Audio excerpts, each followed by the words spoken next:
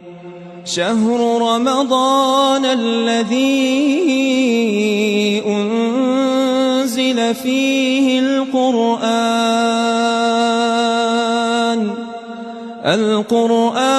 هدى للناس وبينات من الهدى والفرقان فمن شهد منكم الشهر فليصمه ومن كان مريضا أو على سفر فعدة من أيام أخر. السلام علیکم ورحمۃ اللہ وبرکاتہ. ان الحمد للہ والصلاة والسلام علی رسول اللہ وبعد.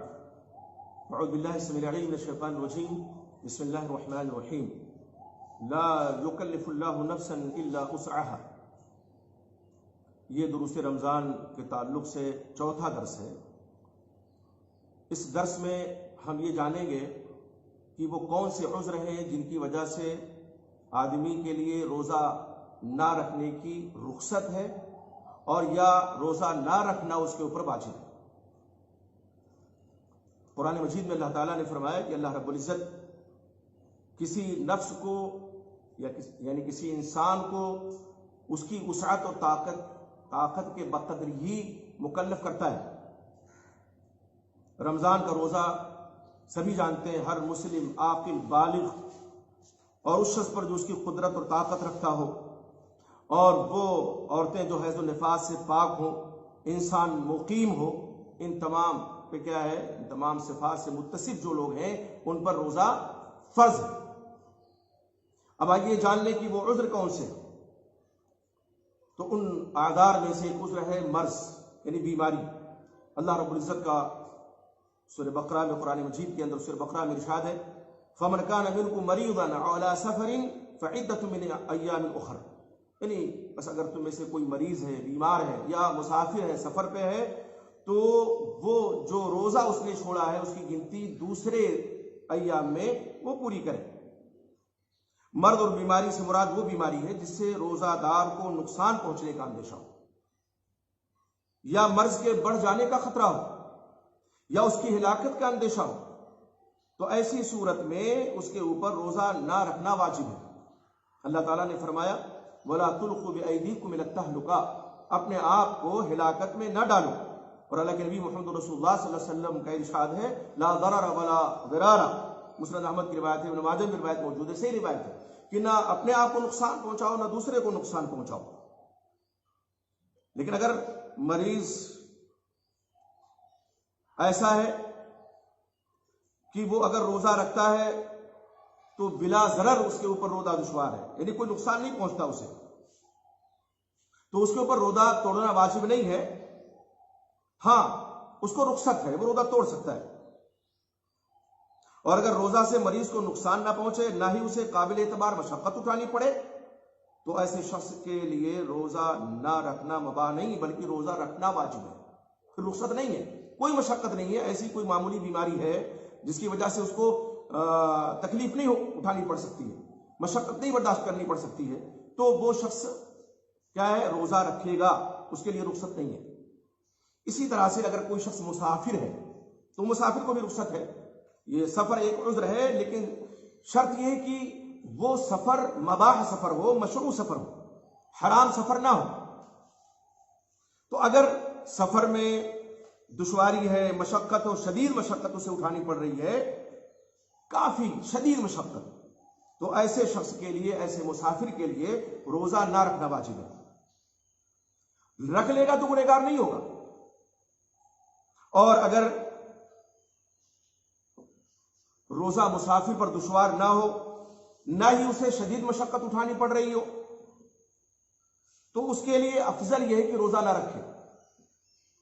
ہاں اگر رکھ لے تو اس کو اختیار حاصل ہے، جیسا کہ اللہ کے نبی محمد رسول اللہ صلی اللہ علیہ وسلم نے فرمایا ان شئت صم و ان شئت افطر. اگر چاہو تو رکھو روزہ، اگر چاہو تو نہ رکھو. صحیح بخاری صحیح مسلم کی روایت ہے.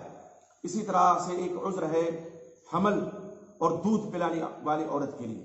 حاملہ اور دودھ پلانے والی جو خاتون ہے، اگر ان دونوں کو اپنی اولاد کے تعلق سے خوف محسوس ہو کہ اس کو نقصان پہنچ جائے گا اولاد کو. دودھ پلانے والی عورت جو ہے کہ دودھ نہیں ہوگا تو وہ بھوکا رہ جائے گا بچہ اس کا، اور شدید نقصان اس کو اٹھانا پڑے گا، ہو سکتا ہے جان بھی چلی جائے. اسی طرح سے حاملہ عورت ہے کہ اگر وہ کھائے پیے گی نہیں، روزہ رکھے گی تو اس کی اولاد کو خطرہ ہے، خدشہ ہے، تو ان پر روزہ نہ رکھنا واجب ہے. اور اگر دونوں کو اپنی ذات کے تعلق سے صرف خوف ہو تو ان کا حکم مریض کا حکم ہے. یعنی اولاد کو کوئی خطرہ نہیں ہے، صرف ان کی اپنی ذات کو خطرہ ہے، تو ان کا حکم جو ہے مریض کا حکم ہے.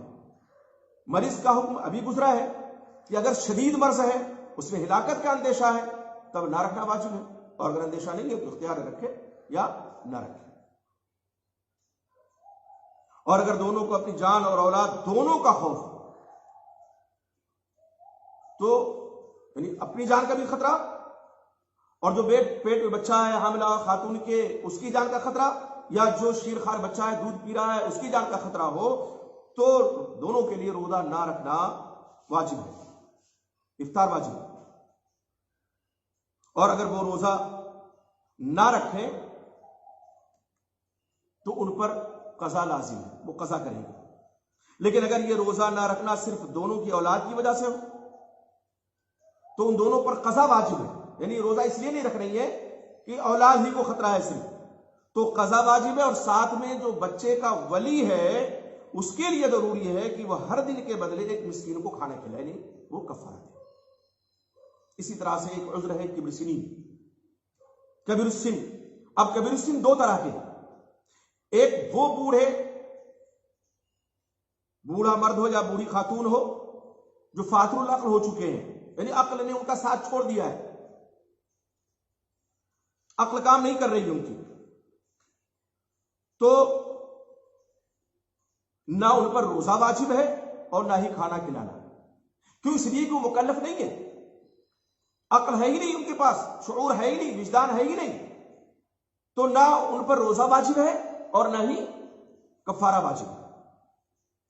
لیکن اگر وہ بوڑھا یا بوڑھی اس طرح سے ہو کہ جن کی عقل صحیح سالم ہو، عقل کام کر رہی ہو، ہاں اتنے بوڑھے ہیں کہ روزہ رکھنا ان کے لیے دشوار ہے کبر سنی کی وجہ سے، شیخ فانی جس کو کہا جاتا ہے، اتنا بوڑھا ہے وہ شخص، وہ روزہ رکھنے کی طاقت اور استطاعت نہیں رکھتے تو روزہ نہیں رکھیں گے اور ہر دن کے بدلے مسکین کو کھانا کھلائیں گے. اسی طرح سے ایک عذر اور ہے کہ انسان کو اپنی جان کو خطرہ ہے، انسان کے لیے خطرہ ہے کہ اس کی جان چلی جائے. مثلا شدت کی بھوک لگی ہے، اور بھوک ایسی ہے کہ جان جا سکتی ہے، اور شدت کی پیاس ہے اور پیاس ایسی ہے کہ جان جا سکتی ہے، تو بھی اس کے لیے جائز ہے یہاں پہ روزہ وہ توڑ دے، بعد میں قضا کرے اگر جان کو خطرہ ہے تب. یہ بھی ایک عذر ہے. اسی طرح سے ایک عذر جو گزرا حیض النفاس والا، وہ بھی ایک عذر ہے کہ ظاہر ہے وہ تو شرعاً ثابت ہے. اللہ کے نبی محمد صلی اللہ علیہ وسلم کی حدیث اس سے پہلے والے درس میں ہم نے سنائی تھی کہ الیس اذا حاضت لم تصلی ولم تصوم. تو حیضہ اور نفسا پہ جو حائضہ عورتیں ہیں اور جو نفاس والی عورتیں ہیں وہ روزہ نہیں رکھیں گی، ان کے لیے شرعاً رخصت ہے، ہاں بعد میں قضا کریں گی روزے، جیسے کہ مسند احمد میں یہ روایت موجود ہے، سنن میں یہ روایت موجود ہے. ایک بات اور دھیان دینے کی، اور یہ ہے کہ روزے دار پر حرام ہے کہ کوئی ایسا عمل کرے جس سے اس کا روزہ ٹوٹ جائے، جس کے آپ صلی اللہ علیہ وسلم نے فرمایا اور اس سے پہلے ہم بیان کر چکے ہیں کہ استنشاق میں یعنی ناک میں پانی چڑھانے میں مبالغہ نہ کرے، کلی میں مبالغہ نہ کرے جان بوجھ کر کے کہ حلق تک پانی پہنچ جائے، نہیں کرنا چاہیے وہ عمل. اسی طرح سے وہ لوگ جو حرام سفر کرتے ہیں، حرام سفر کرتے ہیں تو ان کے حرام سفر کرنے کو جو، اور حرام سفر کی کئی شکلیں ہو سکتی ہیں، بتانے کی ضرورت نہیں ہے، تو ان کے لیے پھر رخصت نہیں ہے کہ وہ روزہ نہ رکھیں. یہ چند وہ آزار تھے، عذر کہ جن کی بنیاد پر یا تو روزہ نہ رکھنا واجب ہے یا رخصت ہے کہ رکھے، چاہے تو رکھے، خواہ رکھے یا نہ رکھے. اللہ تعالیٰ سے دعا ہے کہ اللہ رب العزت ہمیں تمام ان اعمال و افعال سے بچائے جن کی وجہ سے ہمارا روزہ متاثر ہو، اور اللہ تعالیٰ ہمارے روزوں کو شرف قبول عطا فرمائے.